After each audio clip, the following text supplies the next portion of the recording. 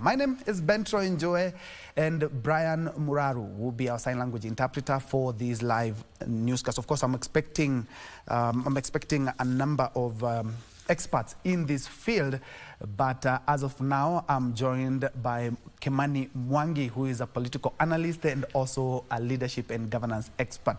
Karibu sana. Thank you so much, Bwana Njoe. Yeah, Yes. And by the way, I forgot to mention that a lot has happened in the last 1 week. Unfortunately, on Thursday, we lost a general. Yes. And we buried him in Siaya on Sunday. And in as much as the investigations are continuing, there's something that came out that a lot of Kenyans did not see coming. We expected a state funeral with all the pomp and color. Yeah. But the good general said that, and he lived a very simple life. He said, I just want a very simple life. Something maybe you took out of the funeral of the late general. But you know, when we see the men in uniform, you never get to know them because all we see is their tough faces, the stories of their conquests in the army, in the battles.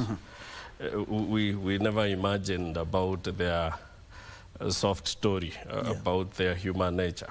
That apparently it has come out that the general was a man of the people. Quite charming, quite affable, interacting with his junior. In fact, I was seeing a photo. I'm not sure, but whoever posted it said it is the photo of him in his last flight. And you could see him seated on the plane. Somehow you could call it pressed together in a way that you wouldn't expect a general of his stature to travel. An indication that he was a man of the people. He didn't have these, you know, the complication you expect from these senior fellas, that they have to travel almost alone in a plane to show the might. Yes. Unfortunately, every good story has an end, and his came to an end rather abruptly. Nobody saw it coming. The only thing we can say is to tell the family pole sana. And I would also support the leaders who said it's good for us to have a closure. When you have such a senior man die in unclear circumstances, we need to find out what really happened, not necessarily saying that there was foul play in his death. But again, it is good to dig deep, find out what happened, so that we avoid such mistakes tomorrow. Because we do not expect a chopper carrying the CDF of a nation to just come down 5 minutes after it took off. It's rather something is amiss somewhere. They say the security of the CDF is more or less like the security of the president.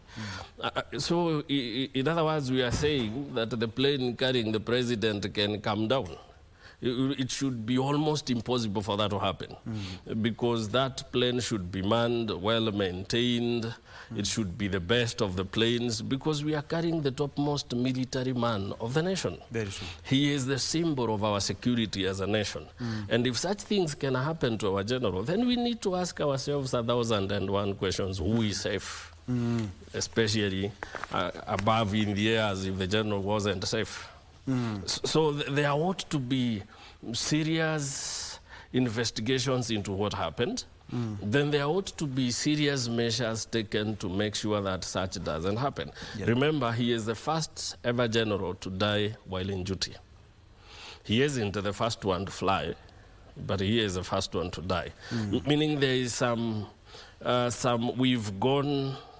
we are no longer as serious as we've been, if I would put it that way, taking care of our generals, because what has happened, in as much as there is always first thing to ever happen, but again, it shouldn't happen to our generals. Very true. And actually, something that has been pointed out is that in the last couple of years and months, we've had a number of air incidents which should be checked in. And allow me now, it was just one word, and especially for what exactly has been happening.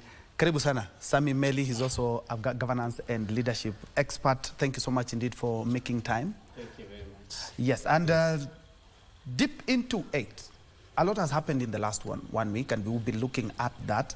And I'm looking at the country in the last couple of weeks in terms of the raging floods that we've witnessed. Something is very funny. 5 years ago, 10 years ago, we've had floods. Unfortunately, every time the floods will always carry people, both property and lives. This is something, it's a recurrent cycle. Red Cross yesterday said that 35 people have already lost their lives. And those are the ones who have only been reported. We have not talked about the livestock, we have not talked about the property, we have not talked about the crops that have been taken over by the raging floods. And something that is coming out is that our drainage systems really need to be checked. A flood happened in one of the countries in the Middle East, and within a few hours, everything was clear as if that never happened. Unfortunately, that cannot happen. Melly, if you can dig in. Thank you very much, Troy, and good morning. It's good to join you again. And coming to the flood issue, one is that our cities are not well planned, especially when it comes to drainage. Our cities are not well planned. If you look at some cities like Paris, I've always used this as an example. Their drainage system came fast. The drainage themselves, or the tunnels that carry water out of the city, are so huge that a whole lorry can go through it. Ours are just small tunnels. Even at the moment, even as you see the repairs being done, still doing small tunnels that still allows water to spill over into the roads, into the fields, instead of directing water direct back into our rivers. At the same time, I don't think we have a long-term plan as a country, especially on the flood issue. Because there's a Ministry of Water that comes out only when there is a crisis. And when there is no crisis, they are not proactive, they are just quiet. And just as you are still on that, looking at the pictures on our screens as we speak, it's easy to notice the expressway, of which that is more or less one of the latest infrastructures that we've had. This is Mombasa Road, which was one of the busiest roads in East Africa. And you can see what is currently happening, and we are still a few months into the long rains. Yeah, if you look at the expressway in itself, it's a gutter in itself. It collects water and then directs it down to the next road. So it's just like, in fact, even the drainage has just been done after the road. I thought the drainage comes first, so that as you make the roads, you know where to direct the water. You look at our roundabouts. They are just doing drainage at the moment, and they used to be flood zones. You would even go out of the roundabout to the first lane to escape the water that is on our roads. The drainage that we have at the moment must have been the independence drainage, because we have not done serious work on drainage. Because if we rush to make roads, for example, and our country has become a concrete jungle, with no direction as to where the water is being directed to. Every other contractor comes on site, given work to do, but is not directed on where the water will go. We have city planning, we have departments like the NEMA. Was assessment done before the road was done? Look at the culverts, the size of the culverts used. If it was to rain a little bit for a whole day, for example, we will flood as a nation. Right now, the young men are enjoying carrying ladies across the road because they cannot wade through. Before you leave the house, you have to think first of a gumboot. But how many Kenyans can carry a gumboot around? Yes, it is raining. Look at our buildings. They're directing water directly onto the roads, onto the pavements, onto the streets. Yes, and the other day, when the governor, for example, was told by the estate owners in Kileleshwa, yes, he is being reminded that there is something that needs to be done about the drainage. Because at the end of the day, on regular days, even without the rain, we have encountered sewage overflowing onto our roads, sewage overflowing into the compound where children play, where we even park our cars. And I think in the future, if security has to be improved, we have to do away with perimeter walls, because they are another cause. Somebody comes, puts up a perimeter wall like I saw in Mavoko the other day. Yes, it blocks water. And all this water is directed to people's homes. Yeah, I saw somebody with a fish yesterday. Yes, somebody caught a fish where fish should not exist in the first place. So we need to be serious as a country and direct our efforts. And at the same time, let us not be the only people who run the show. For example, if you are the CEO, you want to run the show alone. Bring people on board. Public participation, and they will always. I was telling somebody yesterday, water came first before human being. Yeah. Yes. So the water knows its way.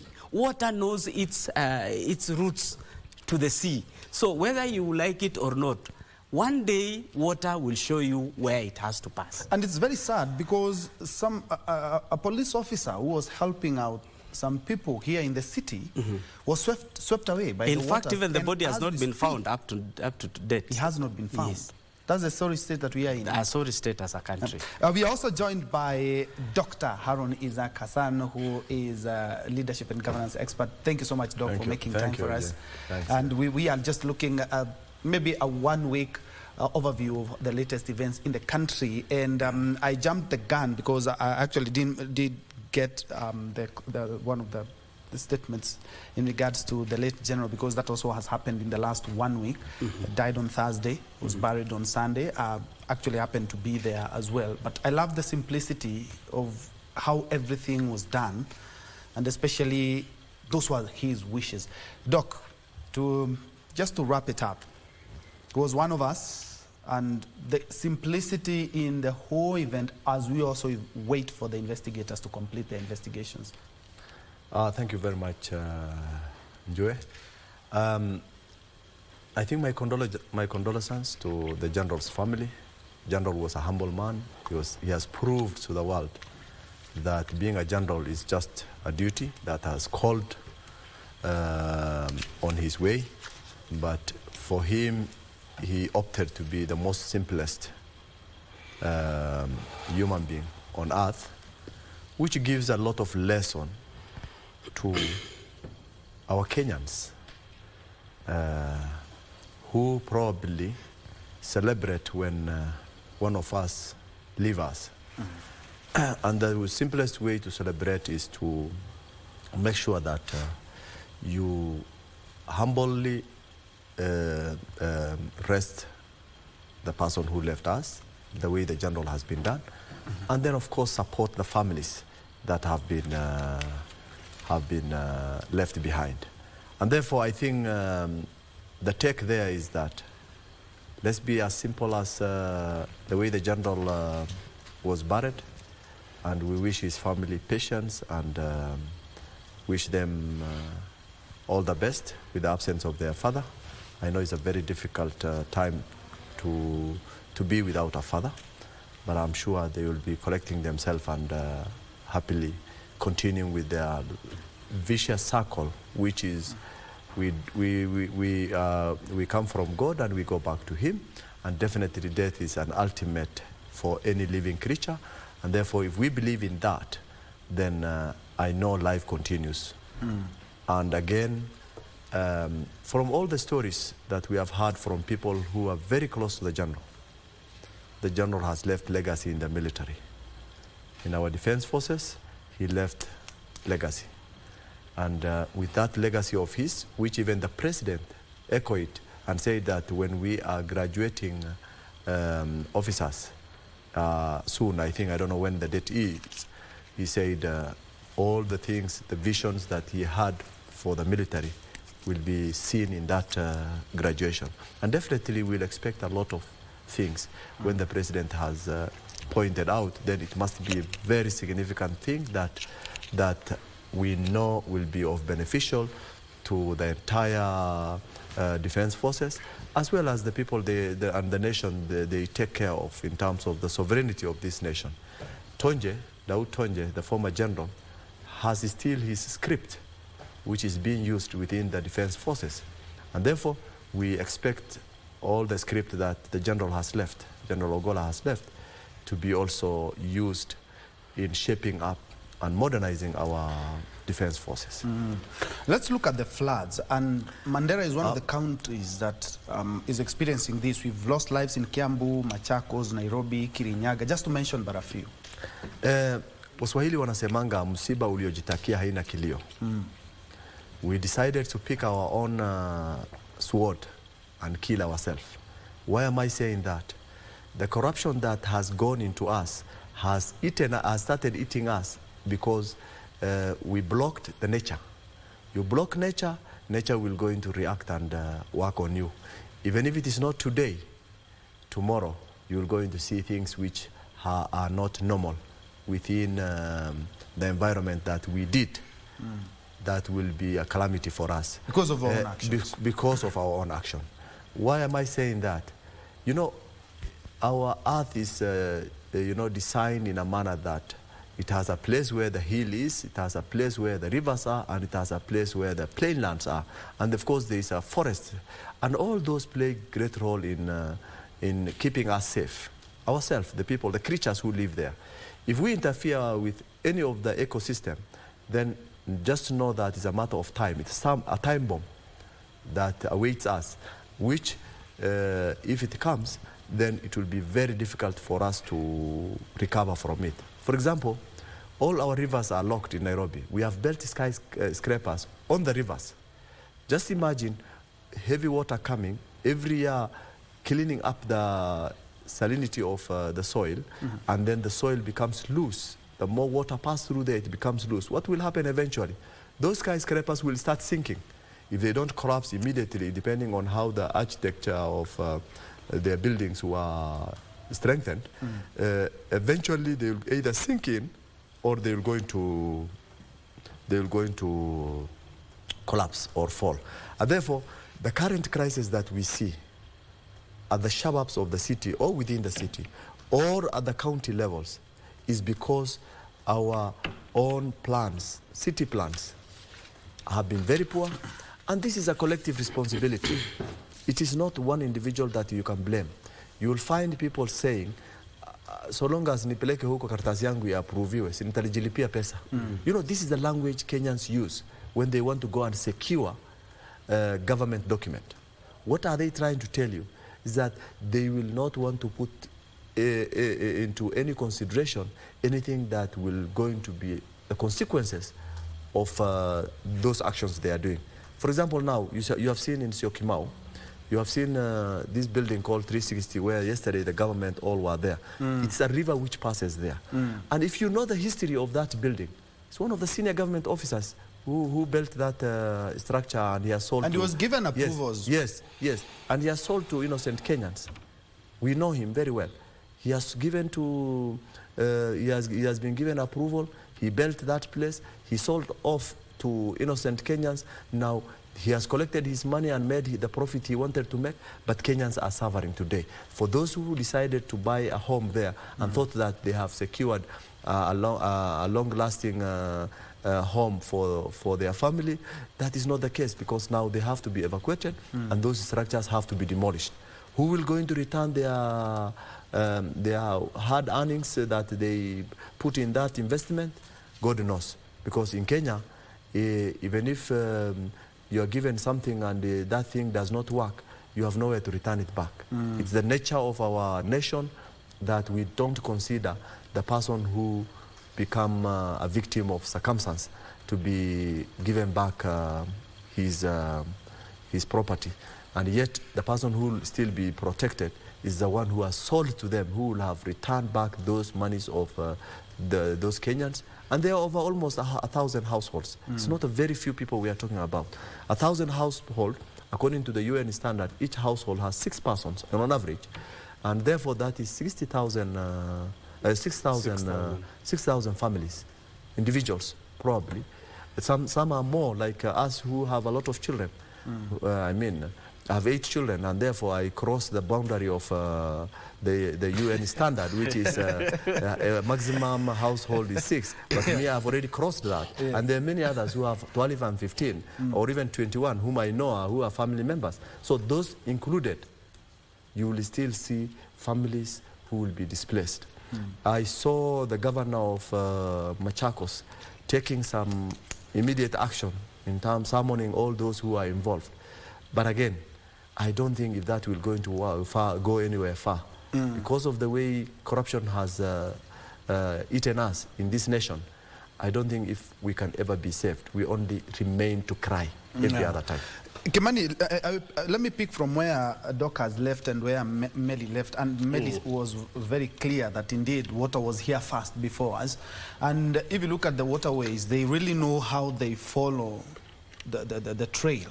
But unfortunately, like a very good practical example the Doc has mentioned is at Syokimau, where you will see that the guy is building on the river. And actually the water now has to follow his building, unfortunately. But looking at the corruption that we have, yes, and this is a catastrophe, just like Doc says, mwiba wa kujichoma. Every time we're waiting for the long rains, we always know what will happen. We'll have some flooding, we have loss of property, we also have loss of crops, and also loss of lives. And that has already happened. And we are still deep into the long rains. I would summarize our problem in two ways. One is that we fail to appreciate that whenever there is a conflict between nature and man, man is always the victim. It is age-old. Any conflict between nature and man, and no matter how sophisticated we've become as men, we will always be victims of nature. Because as Melly has said, nature came before us. Even in the history of creation, God created the world first before he created man. So we came and found nature. Number two, it sprouts again from having a government that has no regard for its people. And let's face it, the disdain with which our governments have handled our affairs is all written in the corruption and enablement that goes into people who interfere with nature. So when the government does not care about its people, it will give a contract to somebody to do the express highway, and it will know that this person has not done any drainage system, that if it rains, all water pours down to the Mombasa Road, and no one cares. This guy is paid, certificate of completion is given, and all is well. Why? Because nobody cares about the people in the government. I think for one, it's time the government showed respect to its people by respecting the laws it has put in place to regulate urbanization and planning in this nation. That's number one. Because we are not short of laws. We have them in plenty. In fact, we have them in abundance. We have many laws than what we need. But now the problem is the corruption and the corrupt nature of our leaders and the people we've given positions of influence. Why on earth would you allow somebody to do a house where there is a waterway? And it is known that once you do it here, it will block the water, and the water will definitely find a way. Look at our slums. They are done along the riverbeds. You find, like in Kibera, there is the river, the Ngong River that passes through Kibera, right? And yet you find thousands of people live by the banks of those rivers. What do you expect when the rains come and the water overflows?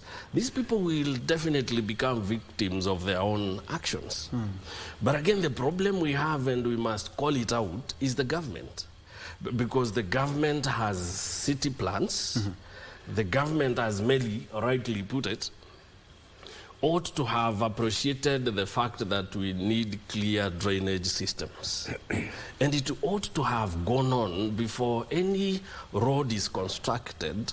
The first thing in mind should be, where are we going to put an elaborate drainage system so that wherever there is water, the water does not flood the roads. The water will find its way to wherever it goes, because the water knows where it is coming from and where it is going, because it follows the gradient, and the gradient is well known by the planners. The rivers will always be, and the water bodies will always be at the lowest point, coming from the highest. So all that is needed is to create a drainage system that allows water to flow naturally to where it goes. Flood-prone areas are known, well known by planners. Yes, these are lands that belong to people, but again, the planners knows that these are flood-prone areas. We know them. We know the places that will flood every time it rains. So what should be done is that the planners should sit down, come up with elaborate drainage system. In as much as we allow people to build, people should build in places where the drainage are so well done that even when people build, the water will still find its way across the buildings and go wherever it has to go. But the moment we become these corrupt people who do not care, all we care is about money, it's the case and all unfortunately, we know every cycle, every flooding cycle. We know exactly what's and the going to pain happen. is, it comes happen, we pretend to be doing something, the rain ends, then we go back to sleeping. We don't even do dams that would arrest this water so that when it comes next, at least to do water harvesting and make some good out of it. Imagine the waters that have wreaked havoc in our cities. What if we had a way of arresting that water and making sure, say, even 50% of that water is harvested? Then when the drought comes, we would have a lot of water even to reprocess and even give it to people. So we have dry taps when when we are in dry seasons, and then when the rain comes, people are dying because of excess of water. That's why you look at our nation. The problem is that what we normally call democracy in our country is not democracy. It is a kleptocracy and a mixture of kakistocracy. We are led by the worst. And then we are led by thieves. And unfortunately, the planning themselves, and Melly, I think you can come in on this one, the planning, the urban planning. We always have the urban planning, the maps, we have the plans since independence. So we know exactly this is what happens at a certain place at a certain time T.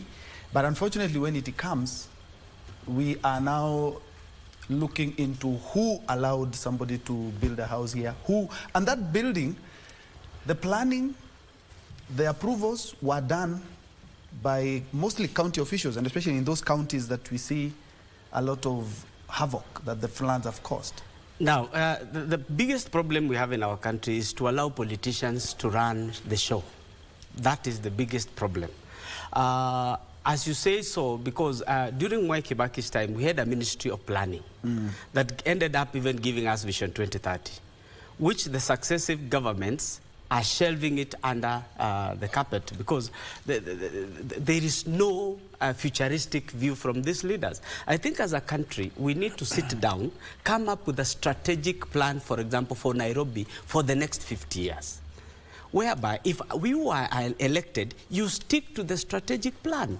You don't come remove the cabro that were put by Kidero, you put yours, then once you leave, I come, I remove those cabro, I replace them with something else, yes, just for people to see the beauty. Yet the underlying issue at the end of the day is that soil was meant to absorb that water under natural seepage into the underground. Right now, as I said before, we have a concrete jungle.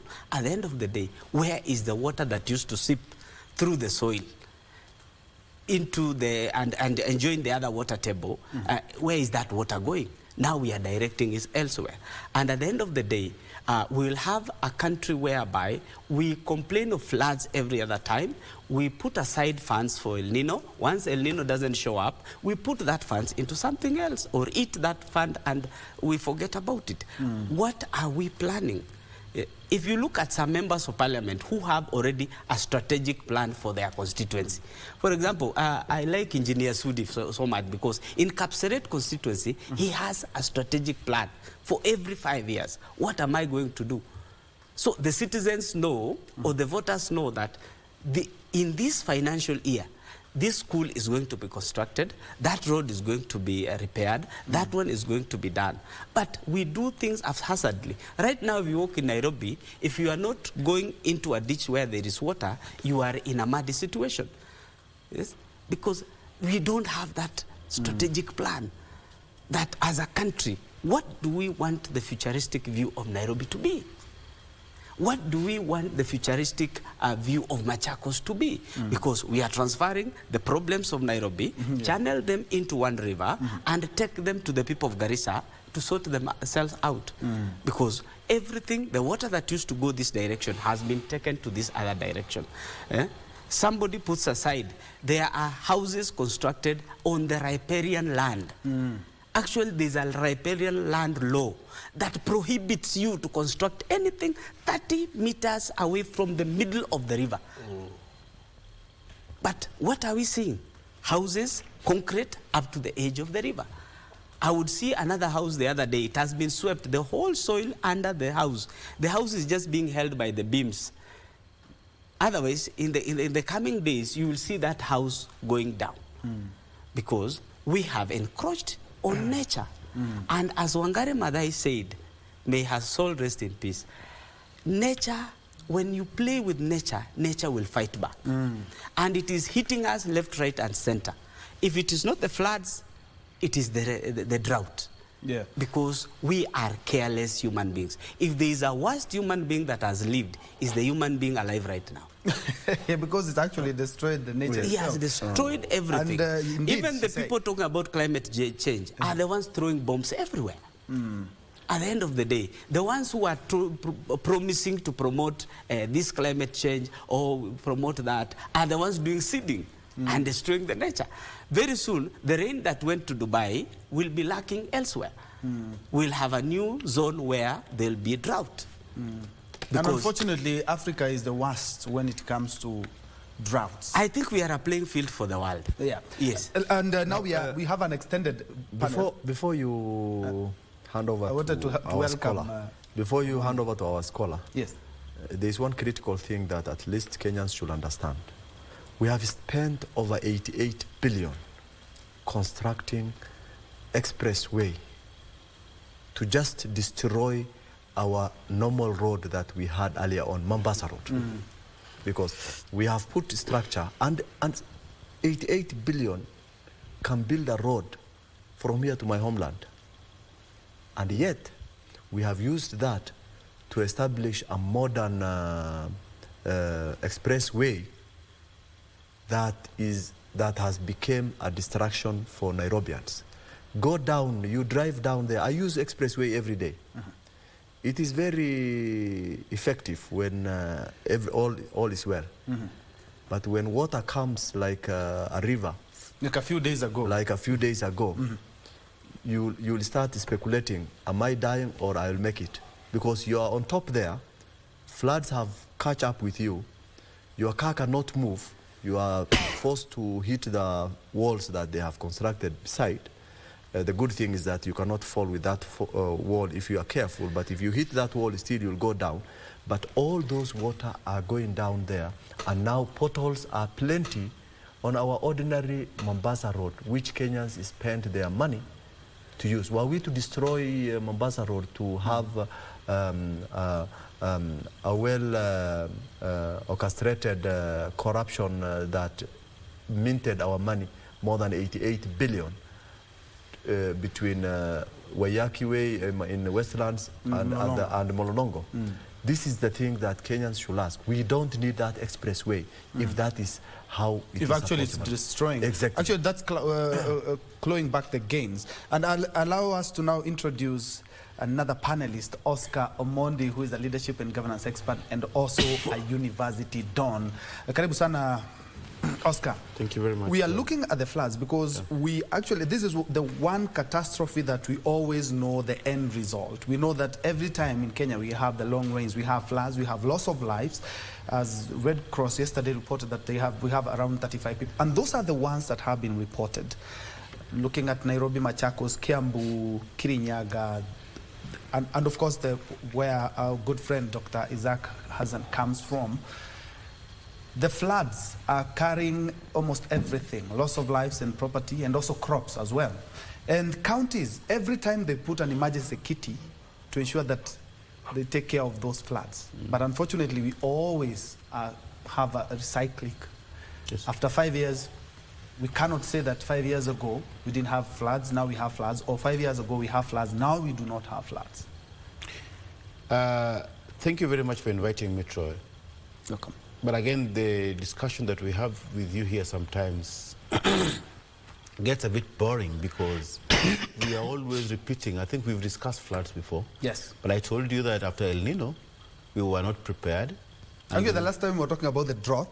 And we are saying we that talked about the drought, floods, then we went to the, I told you from El Nino, there'll be a La Nina, and then after La Nina, there'll be another El Nino or there'll be other flood. So, you know, we are going round and round and round. But again, the question is, why do we have this, I mean, there's disorder, and sometimes this disorder is used as a political tool. Because we all know there's disorder, from what the panelists have discussed. I mean, we agree that disorder, but now, is the disorder intentional?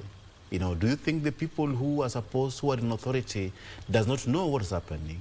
They know. They made those decisions to be, for those things to be there. They are very much aware. They made those decisions to build on these rivers. I mean, there's no way somebody can build by the riverbank without the authority knowing. The authority, no. But that disorder, somebody benefits from that disorder. So the root cause of that disorder cannot be solved unless a radical change, a radical shift is put in place. For example, Mail today referred to somebody called Engineer Sudi. You know, when we get to that level, that means it becomes acceptable for us to refer to Oscar Sudi as Engineer Sudi. Those are the engineers. So he was talking about the MP. Yeah, the MP. The MP has had... I thought they shared the name. So, okay. No, I mean, it's the MP that they call Engineer Sudi. No, engineer could be AKA.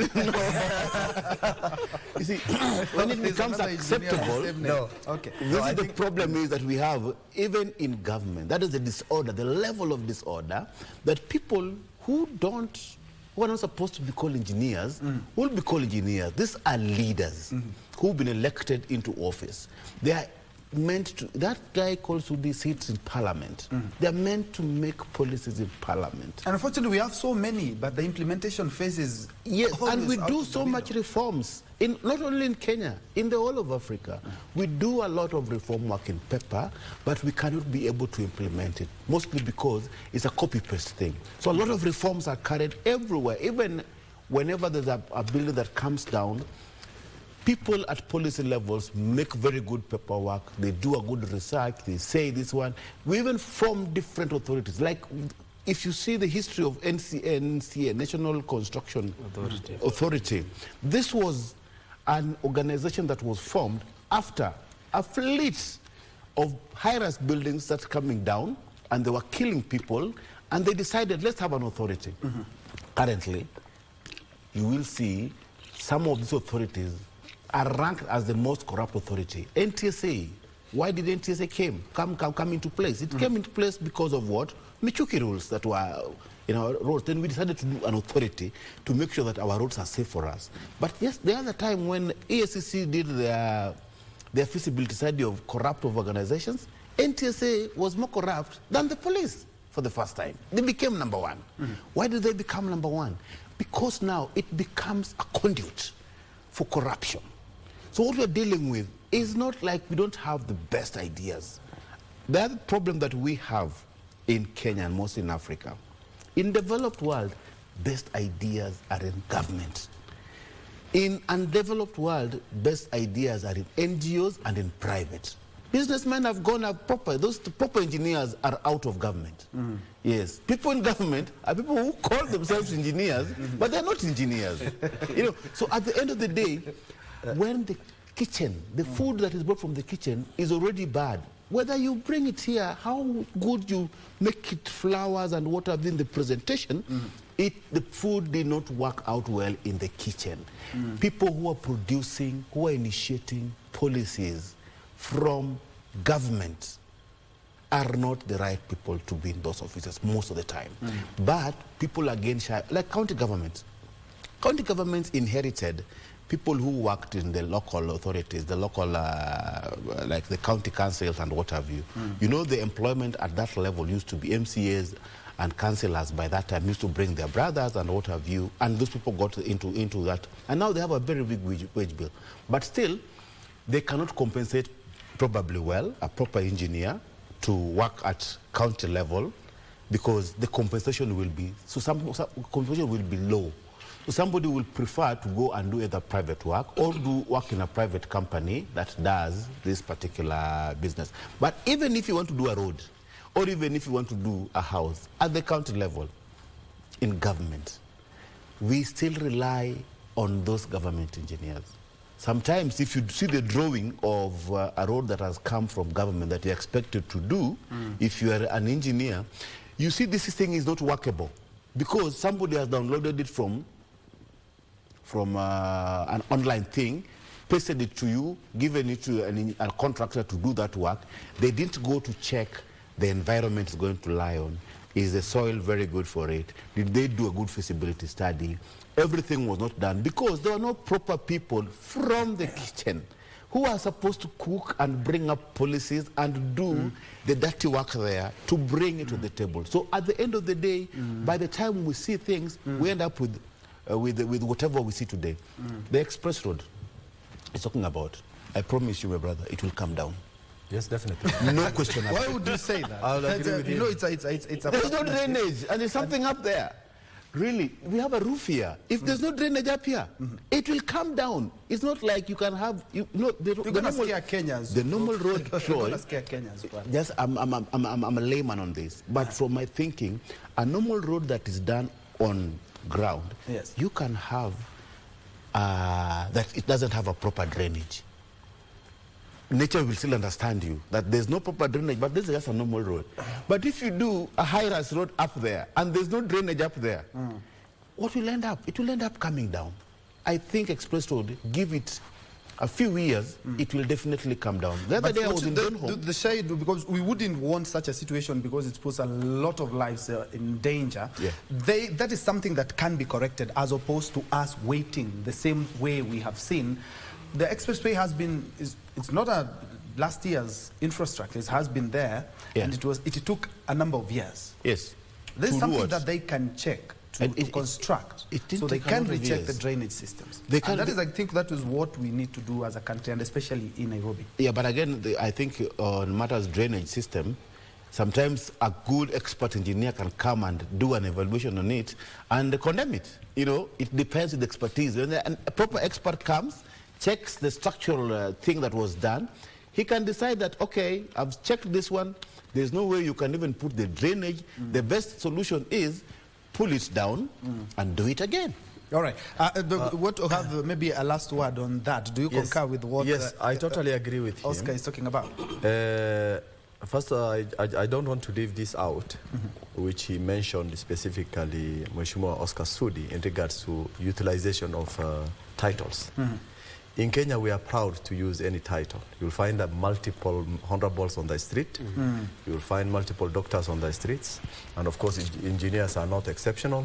And of course, we have also chairman and a lot of other things that is a nation that is full of titles. So we don't need to think about it a lot in terms of why should we call someone an engineer, yet he's not an engineer. He could be an engineer of other engineer does not necessarily mean that you have gone to school of engineering. Could be an alien. And you could be an alien. Yes. So you could be anything. So we respect his title because that title has been used in many forums. Yes. And let's respect that title until we prove as scholars. It was only a problem that his papers does not warrant that. I completely agree. Secondly, in terms of expressway, if you ask me that, we will stop using expressway today before disaster occurs. Expressway has developed a lot of cracks and nobody is looking at it. I am a user of expressway. Thank God, from the time expressway started, I could go to my house very easily in 15 minutes and come to my office in 15 minutes. And I left my house 15 minutes ago before coming to the studio here. I only got a traffic jam just at Nyayo House roundabout, Kenyatta Avenue roundabout. That means in terms of efficiency, we thank God, that was good. But compare it to Thika Highway, this is a crap. And I tend to think the earlier we save Kenyans, the better. The president must himself say that this must come to stop We have used 100 billion to construct that road. The good thing is that it's a PPP. Yes, yeah, but we are paying it. We are still paying it. So we want value for money and minimize the risk that Kenyans are likely to go through. Kenyans are already, by nature of their poverty level, going through a lot of risks in their life. And if China, bridge, what are they called? Roads and bridges. Road and bridge initiative company, constructors. This is a huge company. They build even in Western countries. But the things they build in Western countries give value for the money that they are given. Here, we don't. And the problem, let me tell you one thing. We know that the money we have used, partly, Chinese were forced to pay 10%, and therefore they have to cover their 10% based on the quality of the product they will give you, because they're not going to get any money. And therefore they will compromise quality, 1. 2, the materials are compromised. 3, and the risk of Kenyans becomes high. So Kenyans are compromised as well. For those who have been involved in constructing that road, please let them take away, let them take back and bring us our money. Or bring it down before disaster occurs and redo that road again and have a very clear. It only costed us 300, how many? 3 billion to construct Thika Highway. 300. 3 billion. 122. 122 billion. And this one costed how much? Almost 100. 88. The expressway? Around it. Was it 76? But no, it was no, 103. The first one was 68. 103 billion. Then I think there are some other things that exactly. So look at 45 kilometers and look at 16 again, kilometers. It is also good to take the difference in years and the depreciation. We agree, but the quality of the product they have given us is it is something that is wanting. All right, gentlemen, away from the flooding, because unfortunately this is something that we always know what is going to happen, and looking at something that we will be looking at immediately after this break, and that is we are 40 days into the doctor's strike. At least the good thing, we also have a doctor on the bench. The religious institutions now say that we need to also have a sit-down. The medics had a sit-down with the religious organizations yesterday. Yesterday, the medics didn't show up. The Treasury said we do not have money. Where does that leave us? And we are 40 days into the strike. But hold the thoughts. We will be back after these short messages. Just in case you joined us, this KBC News Check, where we are looking at the state of the nation. We will be looking at also the Connected Africa Summit that is currently underway at Uhuru Gardens. We're also keeping tabs with the PASET Conference, that is a partnership for skills in applied sciences, engineering and technology. Is one of the hotels here in the capital. We have the Kenya Union of Clinical Officers demos at Green Park Terminus. We will be looking at that as well with my panel of experts. The Finance and Budget Committee are meeting on the division of revenue bill in Parliament. We're keeping tabs. Land Committee meeting with the PS cooperatives. That's also happening at Parliament. We also have the Commercial Affairs and Energy Committee meeting on the on Kenya Pipeline Company accounts. They're doing that at Parliament. The East Park, they're also having a press conference. We will be getting to that a little bit later. We'll be having that in Thika. Thank you for joining us, but a quick breather. We'll be right back.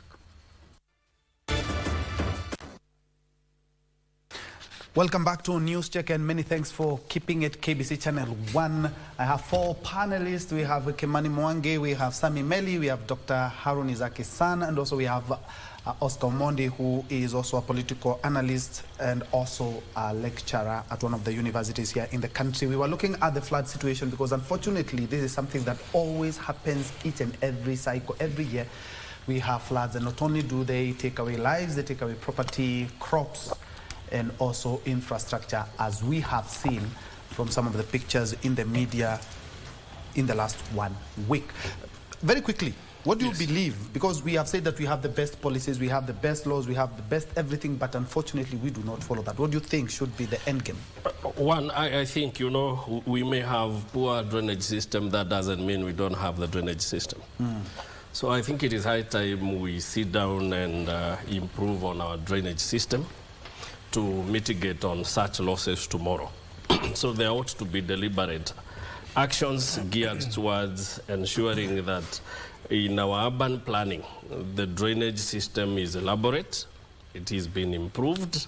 We may not be able to get it right 100%, but we can greatly improve on it. Number two, we need to do the difficult, the ugly, the unwanted thing. We need to crack down on those who build in places they shouldn't build, and we need to give the water its ways by doing the difficult things. You may have corrupted the officials to build where you know you shouldn't.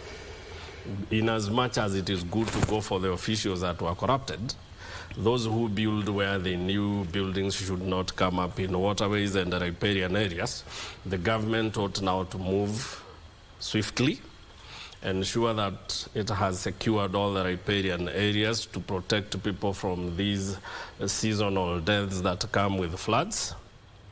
It also needs to clear all the waterways in flood-prone areas by demolishing any building or any structure that stands on the waterways, because it shouldn't be there in the first place. It is time to reclaim the waterways in the cities and in our urban centers, and it is something we should have done. We must do it. Yes. Meli, to go back to the good professor's word that Professor Wangari Maathai said, that if you destroy nature, nature will destroy you. Unfortunately, that is exactly what is happening. We're talking about climate change. And even when the rains come, they come in abundance. And in Africa, mostly, practical example in Kenya, we are not able to utilize these waters. Yeah, I come from an loyalty community, and therefore we have a saying that whenever a sheep gets lost, we blame the ram. Then one day the ram disappears and we have no flock. We have always trusted our leaders on leading us towards getting solutions. But I think some of the things that we are experiencing are of our own making. Because if you live somewhere where a trench is blocked and you are quiet, trying to look for gumboots to jump that trench instead of uncloaking it, yes, we have to take responsibility. Yes. I have been to a market somewhere. Somebody has built, what do we call them? These sheds where they sell the vibandas, and it's over a trench where water passes. And whenever it comes, the dirt is washed, it blocks from the beginning of that, for example, is a hotel or a grocer, yes, and part of the grocer remains go into that trench. So in short, we create a problem, then complain. Why can't we be like the Rwandese in Kigali, where there is a cleaning day, where we open up trenches ourselves? Because we cannot always have the money to do that. The government cannot always allocate money all the time for one road or one trench, which we block ourselves. There are people who put culverts to enter their homes without considering that water will pass, how much water is passing. So you reduce the diameter of the trench so that you get to your home, but create a problem, then blame the government. We have to take responsibility ourselves. We have to take the bull by the horns ourselves and say we have to take control of our own lives. Somebody is building a perimeter wall, then we keep quiet. Huyu ni nani anajenga? Huyu jamaa ako na pesa. At the end of the day, tell this guy water passes here. Yes, mobilize a community and tell them, sit that person down and tell them, like the way Kileleshwa have come up until they get the ear of the governor. Yes, though sometimes they are brushed off, but there should be a responsibility from ourselves. This country belongs to ourselves, and the Constitution in Chapter 1 gives us sovereign authority. It doesn't give it to anyone else. It doesn't give. In fact, we donate to the president. So why do we blame the person we are donating the power to? We take control ourselves and say, in our place, there shouldn't be any blockage. Yes? As they are making this road, I remember there was somewhere they stopped even a road contractor and told him that this place has to work like this. And they had to come back to the drawing board with the engineers, and it was designed that way. So when we keep quiet, then at the end of the day, the problem comes. And then we come on talk shows like this, discussing the problem we knew where it came from. We saw thicker superhighway being constructed without, what do you call it, the drainage at that time. Then when people complained, the drainages were made, in fact, better. Though sometimes they block. So for the expressway, we have to speak out. For the city, we have to speak out. For even the country, even the people down there in the Lower Tana have to speak up. The Budalangi people, even that lady says, Serikali's idea, that was speaking up. And at the end of the day, there were dikes made at some point.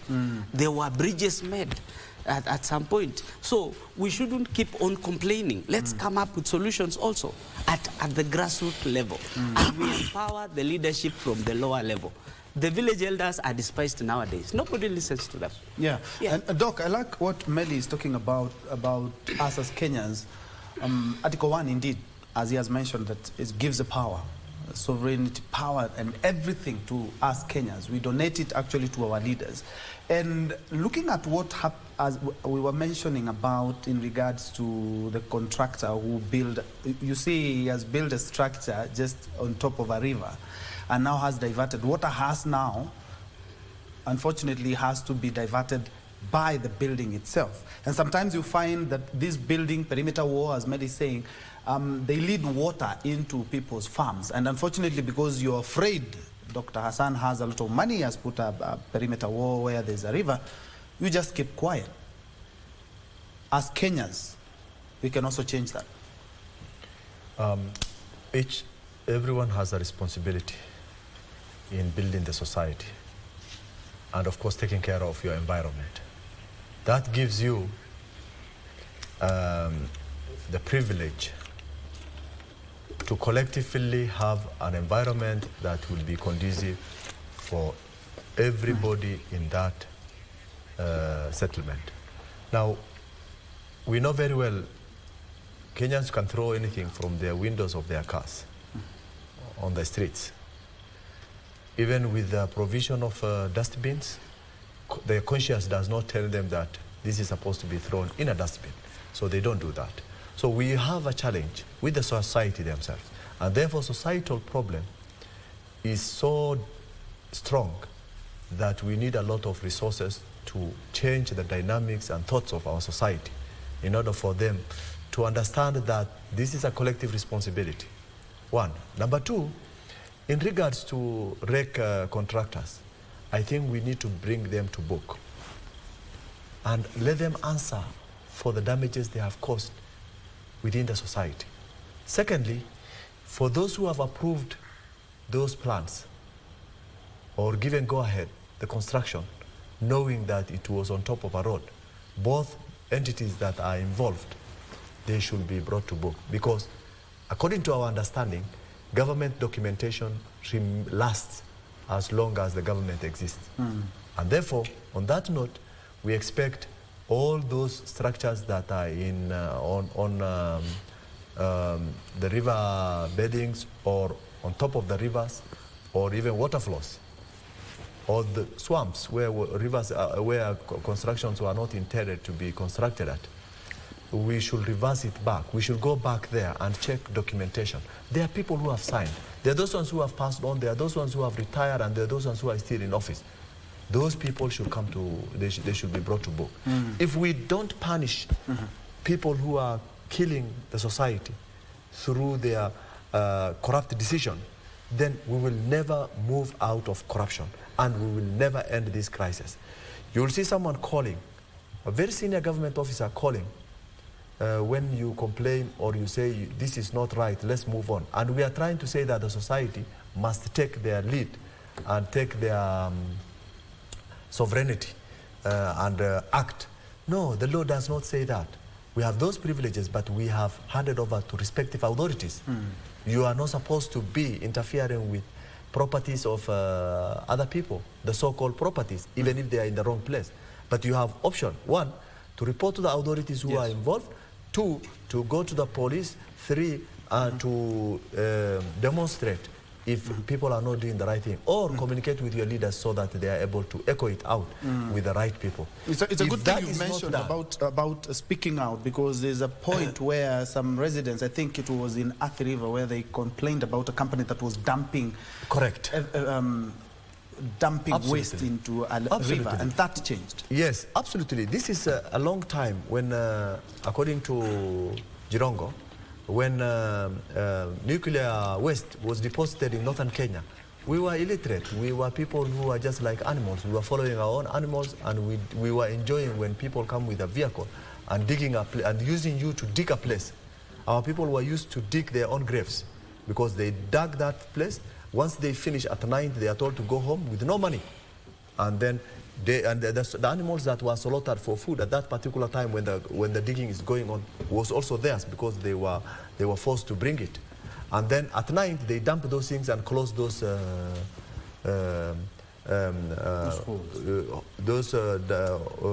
the places that they were trying to dump the nuclear waste. And our people could say, we dug this place, what magic has happened? And they could tell them this is magic. At night it usually closes itself.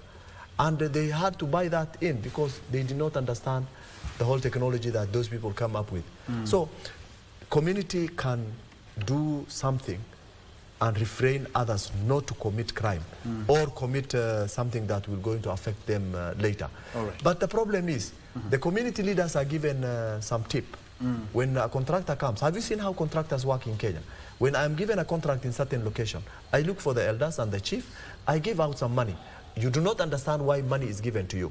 But a contractor has come and telling you, I was tasked to do this road for you or this dam for you, but because you are the community elders here, have this money.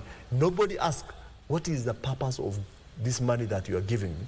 And why should you give me and yet you are coming to do your work and doing for us some work? Nobody asked. The chief is given, all other community leaders and government officials are all tipped before anything is started. And therefore, when you are tipped, you are blindfolded. Because we say in our proverb in my homeland, we say, a mouth that has eaten lives with a shy. You cannot speak once you have been given something. You feel you will shy from saying the right thing. And that's how people lose their sovereignty in terms of reacting to people who are doing or the wrongdoers. All right. And hold the thought, because we... keeping tabs with what is happening at Safari Park, the Ministry of Health is currently hosting a breakfast meeting to deliberate on these year's preparations for the World Malaria Day.